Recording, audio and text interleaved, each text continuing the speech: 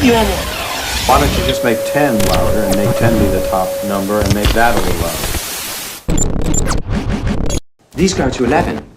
So today I'm going to be talking with Freddy Lim, who is the frontman from the band Chthonic, as some people know. Also is now it's Parliament in Taiwan, right? Yeah. Yeah, which let me also add in the independent nation of Taiwan.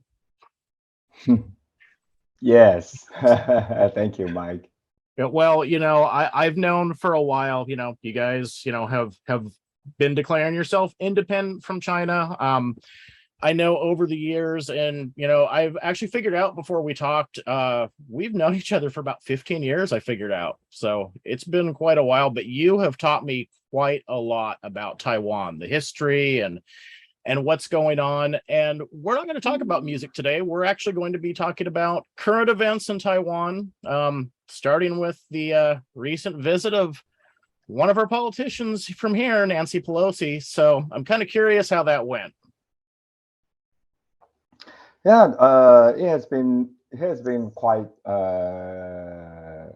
She has been quite welcomed in Taiwan since actually there have been many parliamentarians came to Taiwan in recent years, and she is not the first speaker from a parliament visiting Taiwan. Like for instance, last year Czech Republic's speaker of their parliament came to Taiwan as well. So all the politicians who have been supportive for Taiwan are all welcome in Taiwan. So definitely Nancy Pelosi from the United States, one of the very important democracy in the world. Her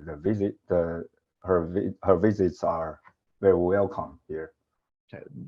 So what was the purpose of her visit? I think first of all to show the solidarity of the United States and Taiwan. Since Taiwan, United States, Japan, Australia we cooperated with each other strongly for the regional security in this Indo-Pacific region.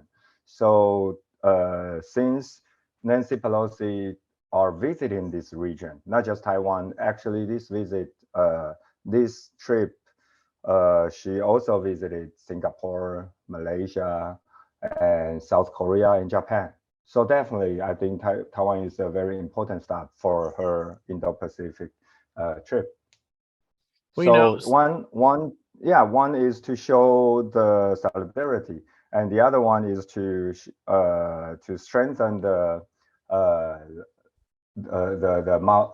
strengthen the relationship of Taiwan between Taiwan and the United States, since we have just earlier this year we just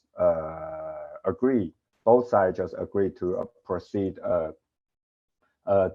kind of a trade agreement. Well, so before she left, the White House is on record as stating that they still see the one China policy. And on Nancy's return, she actually said the same thing, that, despite her, coming over, she still sees it as one China. She also said that she sees China as one of the freest countries in the world, which I found rather humorous. I was wondering what your take on that is. I think first of all, I think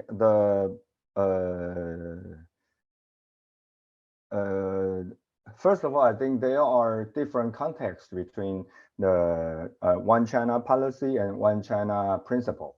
The China, they said one China principle, which is there is only one China in the world, and Taiwan is a part of China. And one China is People's Republic of China. That's their one China principle. And the so-called one China policies that agreed by most of the world, which is there is only one China, that's People's Republic of China. And they don't say Taiwan is a part of China. They just say that Taiwan's destiny should be decided by Taiwanese people. So which is agreed by Taiwanese people as well, because in the old days when Taiwan was ruled by the exiled Chinese government before the 80s, that exiled government called Kuomintang, which is the Chinese Nationalist Party, they claim themselves represent China as well. So so-called One China conflicts was the conflicts between that exiled government and the PRC, People's Republic of China. But after the democratic movement that Taiwanese establish our own democratic governments, we don't, this government right now, this democratic government in Taiwan never claimed that it represented China anymore. So even Taiwan, we agree with the One China policy, not One China principle, One China policy, because there is no other government claim that they represent China anymore. Taiwanese government claim that Taiwanese government only represent the people who vote for them, which is Taiwanese people. So actually, even Taiwanese government agree with the idea, but I think so. That's how. But the U.S. government or the most of the governments in the world, they never clarify these things like I did. The reason why they don't clarify how, I think some of the politicians in the US in the recent years started to clarify that One China policy is different from One China principle of PRC. Some, but most of the politicians don't clarify. The reason is that during these 2 or 3 decades, they stand for the so-called strategic ambiguity. Okay. So which means they want to stay blurred. They want to stay ambiguous, and or I will call that's the appeasement policy, appeasing China. Right. Definitely. Right. So I hope that there will be more and more politicians in the West want to clarify that, and also want to emphasize that Taiwanese government never claimed themselves represent China anymore. So definitely there is one China in the world, which is PRC, but you don't represent Taiwanese people. Only the government elected, voted by their own people can represent their Taiwan. Right. Well, and I remember the last time we sat down and talked, I remember you had told me that you guys joked about running for office. And now look what happened. You ran for office and you won. But I remember you telling me that, you really wanted to get the KMT out of Taiwan. How is that going? I think KMT in the last few central elections, they have been losing twice. Okay. And according to the poll, the research, they are not getting votes back. So let's see, there will be another election, but this year is just a local election, but there will be another central election 2 years later. Let's see. But since during this military exercise from China in recent weeks, they still send a delegation to China to please in China. So in recent days, Taiwanese people is so angry about about KMC, that they don't stand for democracy and freedom with the Taiwanese people. Rather than showing their attitude, they fly to China to appease them again. In recently during the military exercises from China. So I don't think that with this kind of behaviors, they can gain support from Taiwanese people. So yeah, hopefully, or rather, if they change their directions to be more aligned with the Taiwanese people, that they might, it might not be a bad thing, but it doesn't seems to happen recently. Well, at what point are we finally going to get Taiwan? So it's because I remember. So if some people aren't familiar with Chthonic, the first tour you guys did here, I remember you went to the UN and talked in front of the UN, basically to, I guess, more or less plead your case and say, hey, Taiwan should be a part of this too, which you're still not. So for those of us here in the West that are supportive, what can we do to help Taiwan reach that point? And how long do you think it's going to take? Nowadays, because nowadays, since China still still play a very important governing roles in all these international organizations, so it's not that easy. But some of the international organizations started to avoid China to win those important governing positions in those organizations. But UN or WHO still got still be influenced hugely by China. So it's not that easy. But actually, I think the current Taiwanese has been more realistic, which is instead of joining a multi international body, we try to build the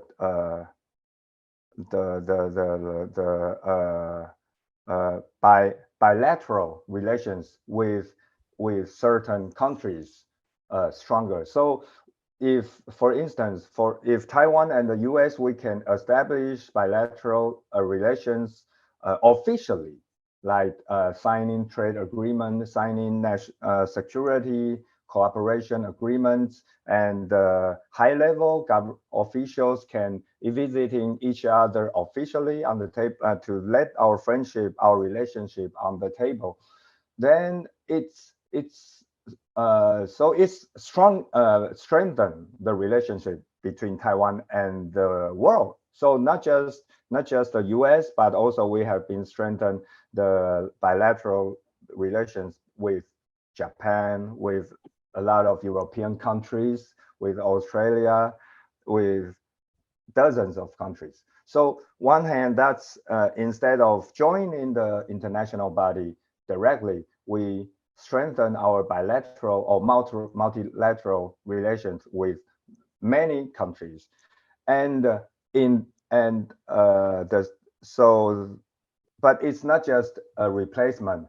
Because of that, nowadays in the UN or in WHO, in those important meetings, all these important countries stand for Taiwan, saying that Taiwan should join in these meetings, should join UN. That's not happened back when we first toured in the US. As I can remember, back in 2007, US government didn't stand for what we stand for, our position, our seats in the UN or WHO.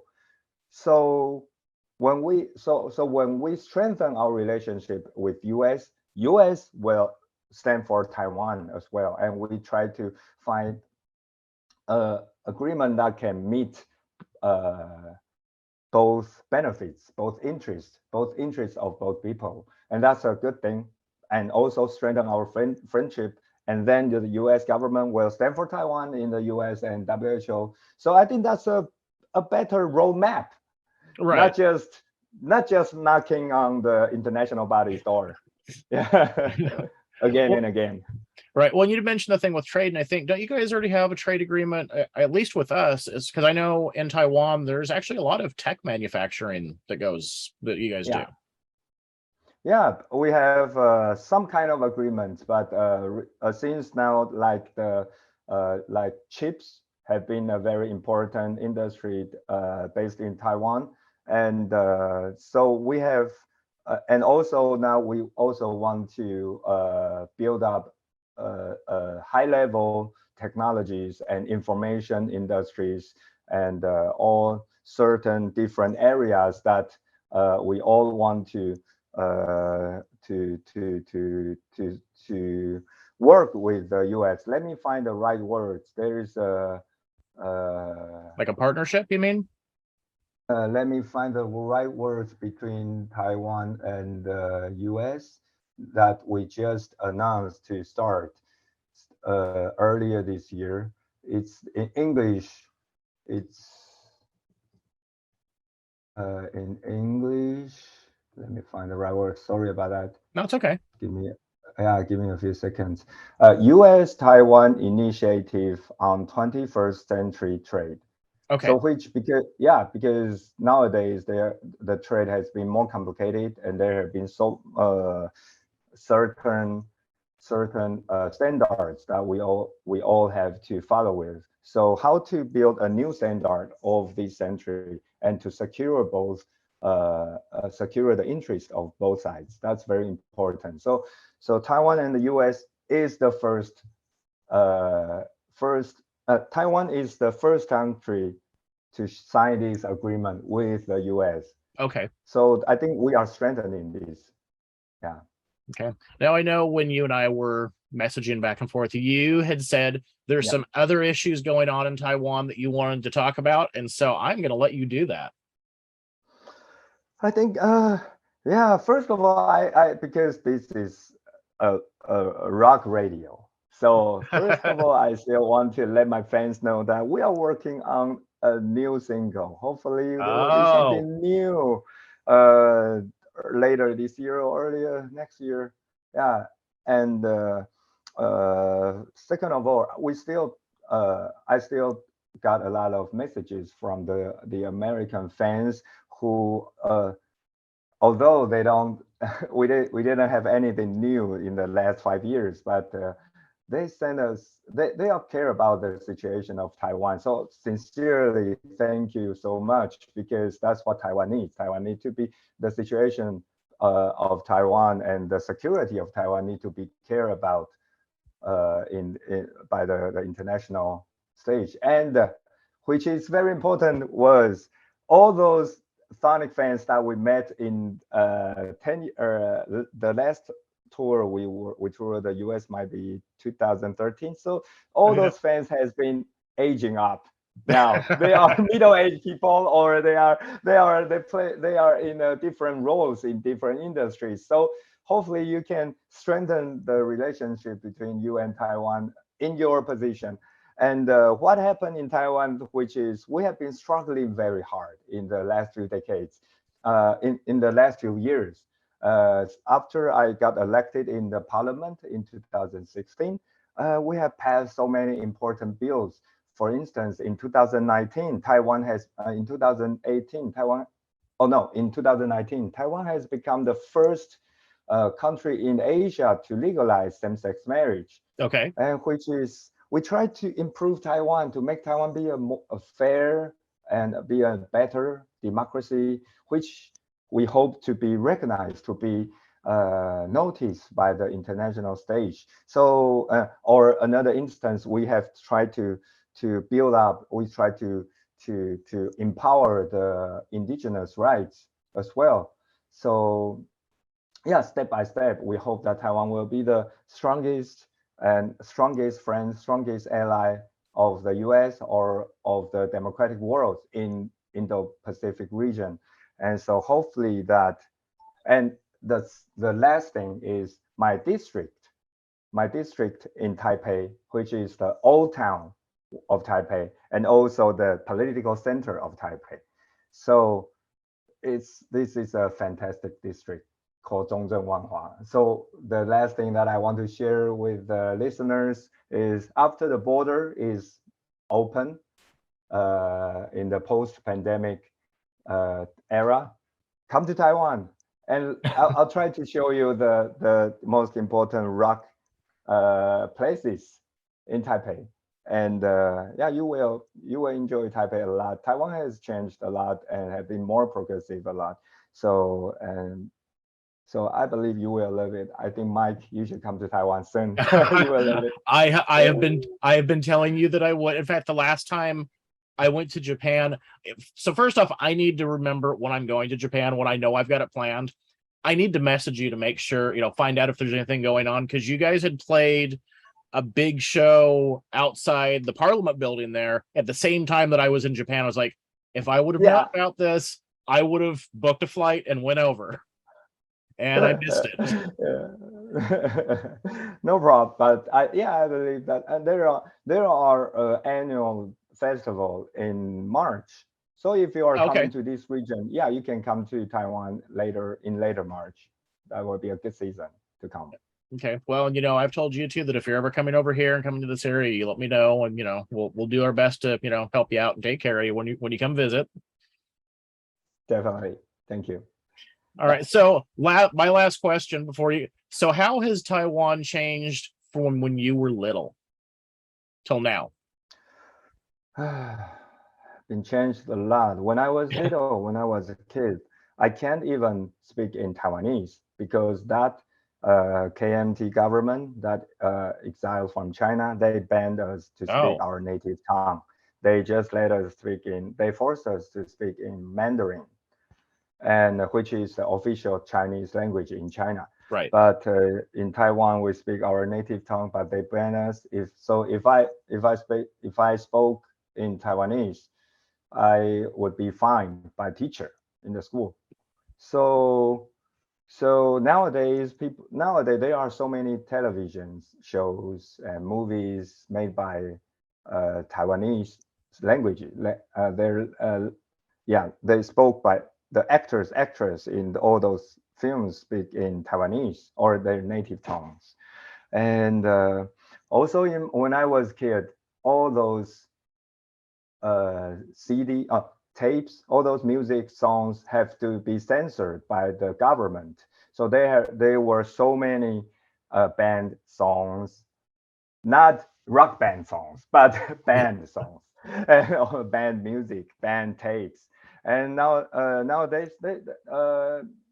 they can't censor anything right now. They just have to encourage more diverse ideas of songs. So it's a fruitful and diverse country right now.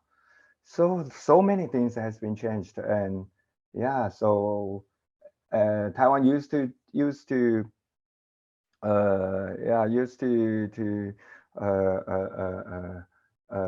what's the word?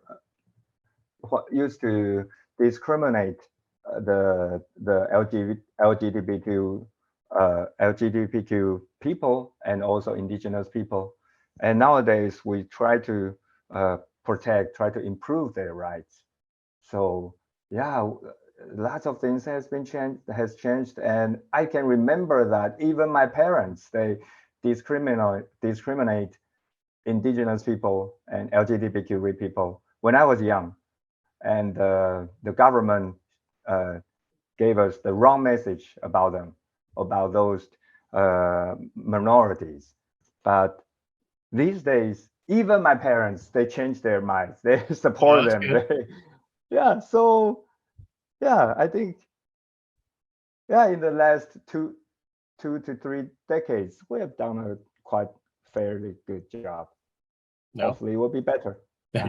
Well, that's good. And I know you're gonna keep fighting, for everything that you can to improve Taiwan further. I think we should talk again in a few months, just to catch up. And like I said, we haven't actually talked like this in several years, so it definitely has been good to catch up, even if it's over the computer. Right. Yeah. Hopefully we will play in the US again. The members are missing fans there. Hopefully. And I see Jesse and I are friends on Facebook, and I see his posts once in a while that he misses playing. So, and I'm sure you do too. Yes.